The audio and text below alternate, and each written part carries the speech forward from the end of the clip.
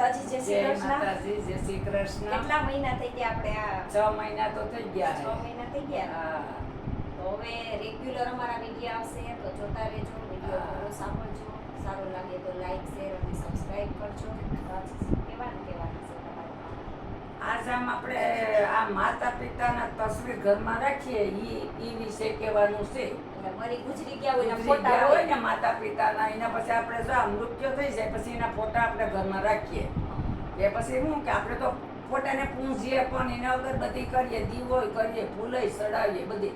આપણે તો કાંઈ ખબર નથી ને આ લોકોને 99% ખબર નથી કે માતા પિતાના ફોટા ઘરમાં રાખવાથી શું થાય એ 99% ખબર નથી કોઈને પણ એ રીતે. એટલે જે માતા પિતાના તસવીર આપણે મરી ગયા પછી આપણે એને ઘરમાં રાખીએ ને એ ઘરમાં આપણે રાખી શકતા નથી, રખાય નહીં. હા, એ હું કહેવાનું છે ભગવાનનું કે એ ફોટા ઘરમાં રાખવાથી, કારણ કે એને તો ભગવાનને તો એને મૃત્યુ લોકમાં તેડાવી લીધા, તો પછી એનો ફોટો પછી એના ફોટાને છે કે આપણે પરિવાર છે, આપણે એને ઉઠીને પગે લાગીએ, એને દીવાબત્તી કરીએ, એને આ કરીએ, કારણ કે આપણે તો એમ માનીએ કે આપણા પિતૃદેવ છે, એ તો આપણા દેવ થઈ ગયા છે, કે રામ પર કે એ દેવ થઈ ગયા. દેવ થઈ ગયા એ વાત સાચી છે કે એ હવે પછી દેવ જ થઈ ગયા, પણ એને પછી આવી રીતે એની તસવીર ઘરમાં મૂકવાની ન હોય કે અંદર રાખવાની. હા, એને ઘરમાં ન તમારે દિવાલે મૂકવાની ન હોય કે એની તસવીર. મતલબ એમ થાય કે આપણે પ્રેમના બંધનમાં બંધાય. ઈ આપણા પ્રેમના બંધનમાં બંધાય ને ઈ પાછો બીજો જન્મ લઈ શકતા નથી, કારણ કે આપણે એને એટલો જ પ્રેમ દેવા વળગી જાય એટલે ઈ આપણા બંધનમાં પાછા બંધાઈ જાય.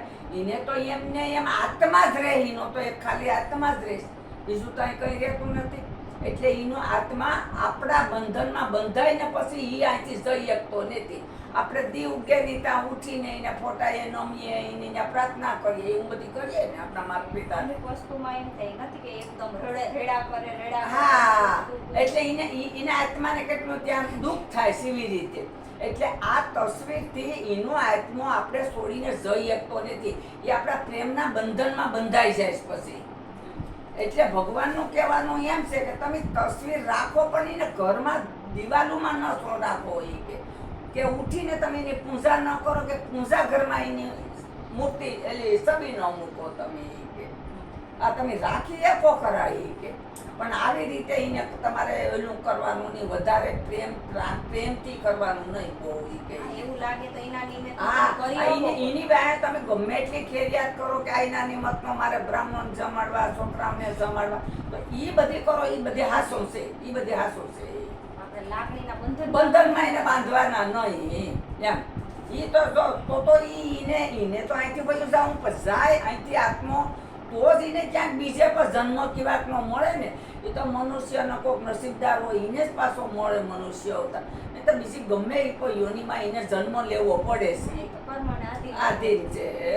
એટલેથી હવે ઈવે સમય હું શું કે નારદ નીકળ્યા ને તા આ લોકો જે ના માતા પિતા મરી ગયા હતા એની શેષ ખોળગાવાનું ટાણું છું ને એને ખોળકી લીધી, ત્યાં એને માથે બધા ઊંધા પડીને રડતા હતા.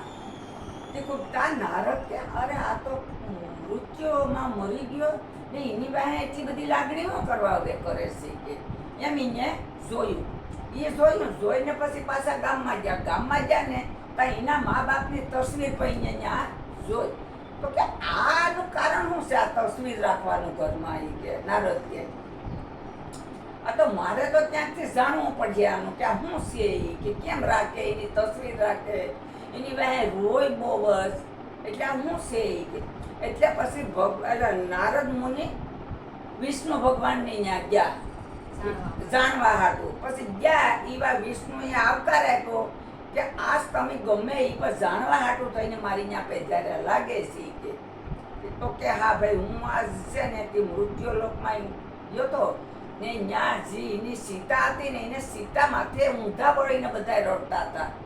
તો પછી ગામમાં ગયો તો એની તસવીર દિવાલ ઉપર હતી કે. તો એ દિવાલ માથે પણ એ કે એ ત્યાં બધી ફૂલ ચડાવતા હતા, દીવા કરતા હતા, અગરબત્તી કરતા હતા.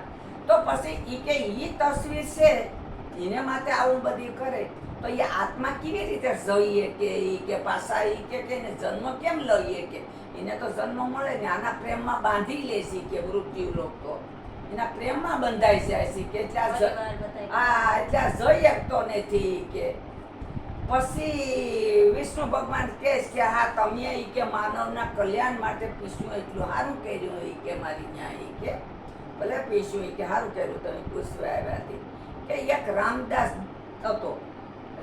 હતો ને એની પત્ની હતી સાધના નામ હતું એની પત્નીનું ઈ કે ને એના ઘરમાં એના માતા પિતા હતા ને એની બહુ સેવા કરતો રામદાસ કે મારા માતા પિતાને હું આમ રાખું ને મારા માતા પિતાને હું આમ કરું ને આમ કરું એટલે ટૂંકમાં એમ થાય ને કે જીવતા છે તે સે- તમારે જે કરવું હોય કરી લો. એ આપણો એટલે અધિકાર છે. એને સેવા ખૂબ કરી કે એના માતા પિતાની રામદાસે હવે એ સેવા કરી ને એના મા બાપ મરી ગયા પછી તો બહુ જ રેડ્યો એટલે બહુ જ રેડ્યો એ કે હવે મારા માતા પિતા તો આવે નહીં ને મારે ત્યાં પાછા મારા માતા પિતા મારી ત્યાં આવે નહીં ને હું હવે સેવા કેવી કરું પછી અહીંયા જે એની તસવીર આ ફોટા હતા ને એને રોજનું પૂંજવાનું શરૂ કરી દીધું એને ઘરમાં કે હજી હું એમ જ માનું કે મારા મા બાપ અહીં જીવતા જ મારા ઘરમાં છે મારા મા બાપ જીવતા જ છે મા બાપને તો અહીંયા બંધનમાં બાંધી લીધા હવે એને તો જન્મ કેમ બિસાડાને પરે લે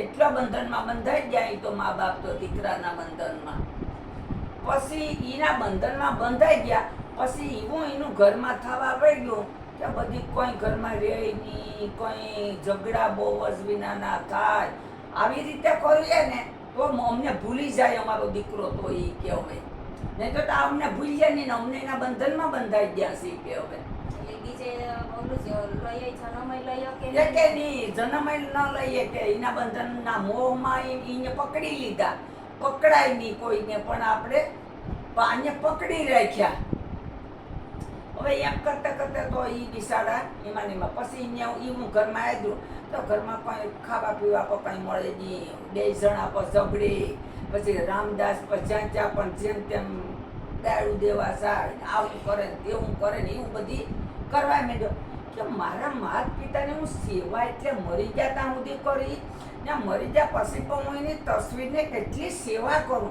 તો મારે માથે કેમ આમ થાય છે કે મારા માતાને મારે મા બાપને હું ભૂલ્યો જ નથી મારા મા બાપને હું પકડી રાખ્યા મેં ને હું એટલી એની સેવા કરું છું તોય પણ આમ મારે માથે થાય છે કે હવે મારે શું કરવું હોય કે એમ કરતે રામદાસ છે ને ગંગાજીને કાંઠે ગયો ગંગાજીને કાંઠે થઈને ખૂબ રેડ્યા ને તો આમ સામું એક મંદિર દેખા કે આ મંદિર છે કૃષ્ણનું મંદિર લાગે ને કૃષ્ણનો એ દોસ્તાર હતો રામદાસ હતો એ બહુ મિત્ર હતો કૃષ્ણની એનો ભક્ત હતો હવે એ ન્યા ગયા ત્યાં એ ક્યાં તો કૃષ્ણનું મંદિર છે ત્યાં જઈને પોતે આરોટવા માંડ્યો ને એવું બધી કરવા માંડ્યો ને પ્રાર્થના કરવા માંડ્યો ને ત્યાં ઘડીકશો ને ત્યાં કૃષ્ણ ભગવાન પ્રગટ છે એમાંથી દીવા પ્રગટ્યા ને અંજવાળા છે ને ત્યાં કૃષ્ણ ભગવાન આવ્યા આવીને રામદાને કે કાં તું આવું કરે છે કે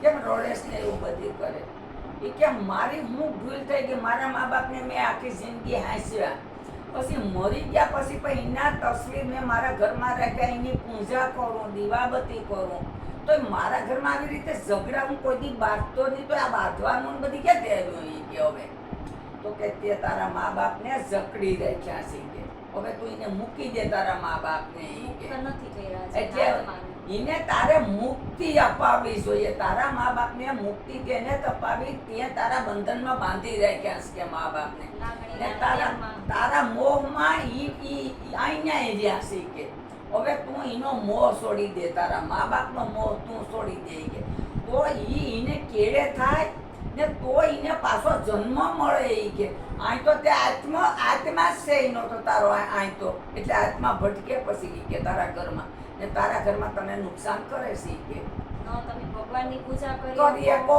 કે તમે હા એટલે ઈ કે તો હાસું ઈ કેવો પછી રામદાસે એનું બધી ઓલું કર્યું એની વાહે ખેરિયાત ખૂબ કરીને ખવડાવ્યું ને પીવડાવ્યું ને બધી કરી ને પછી એના મા બાપની તસવીર એને મૂકી દીધી પછી એમ થાય કે યાદ કરે તમારે કોઈ હા. સાથ હોય તો બહાર કાઢીને કાઢીને એવું જોઈ લો કર્યું. યાદ આવે તો જોયો લોકો.